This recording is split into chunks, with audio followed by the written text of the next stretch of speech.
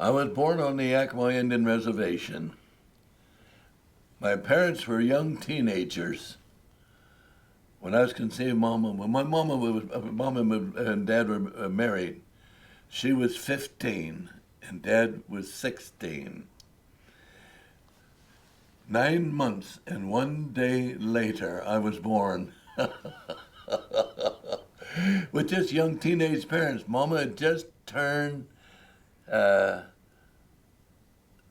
16 1 week before I was born. And if I'd been born a week sooner, I should have still been 16 when I was born. Mom and Dad and I grew up together as kids. But that was on the Yakima Indian Reservation and on Dad's 40 acres between Hera and White Swan. Dad's house was a one-room cabin, 12 feet by 12 feet. That's where I was born. That cabin had no insulation in the walls, just the bare studs with no wallboard.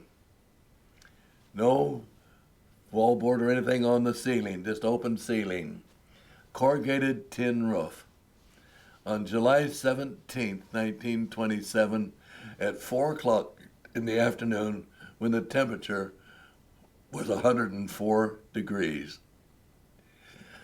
Dad had a whole garden hose outside with water on the roof as Dr. Skinner was delivering me in birth. That one room, Mom and Dad had one of those iron bedsteads. My bed was a cardboard box on the floor by their bed. I was born in poverty. How many would say, no hope for me in my life? Oh, your life is what you make it. What was our dining room table? It was one of those fold-up cardboard card-playing tables. Our cook stove was a one-burner kerosene cook stove. No water, no running water in the house. It was a water bucket that had been brought in from outside with a dip paddle. That was the type of situation I came into this world in. But we left there when I was 8 months old because of the Depression.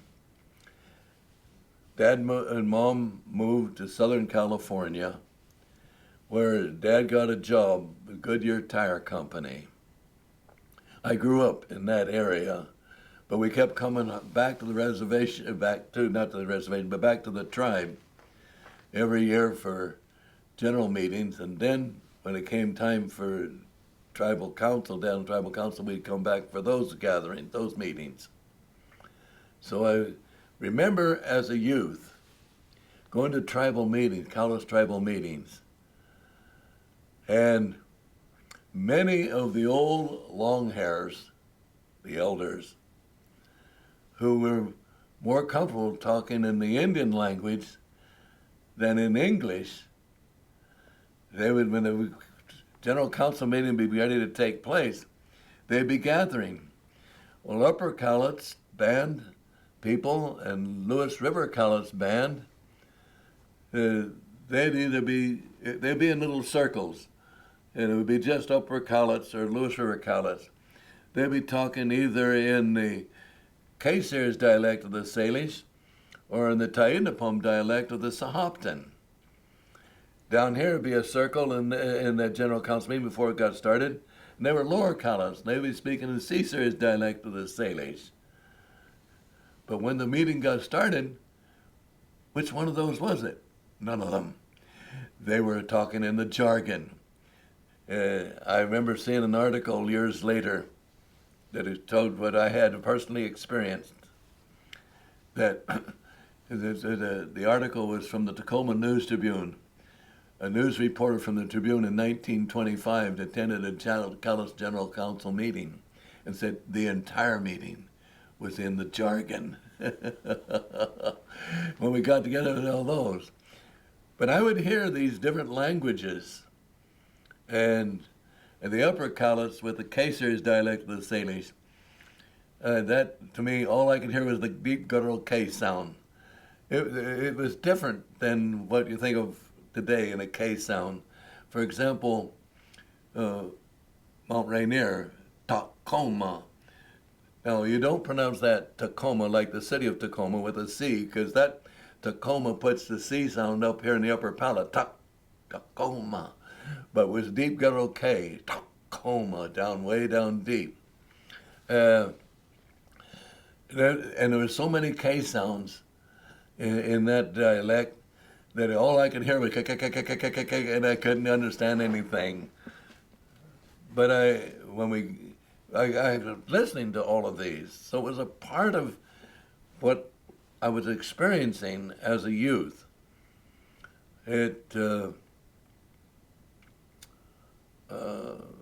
What were some of the other things that I experienced as a youth? The old timers, they quite often, when I would talk to some that did speak English, they would be sharing old tribal traditions with me.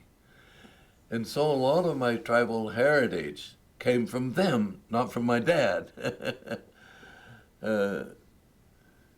As I became an adult and then became involved more with the tribe and eventually became the chairman of the General Council, my heart was strongly moved about the lack of tribal culture in the tribe.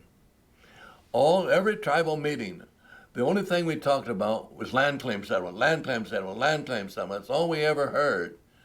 And I kept wondering, as I would sit after the meeting with some of the old elders and talking to them as a young adult, I'd be asking them, I'd find out more and more about the culture that they had been raised in, that they had experienced. The more I hungered and thirsted for our tribe to become more a part of our tradition. I remember there was that period of time, out of all the members in the tribe, there was only one other member of the tribe who was strongly concerned about our culture, and that was Jim Holycross. And Jim Holycross and I would try and encourage them to participate in smudging ceremonies. They wouldn't let me do it inside the Grange Hall. When I became tribal chairman, I was pressing as tribal chairman for culture. Oh, you can do it, but you got to do it outside. When it came to sweat lodge, we had no sweat lodges in those days.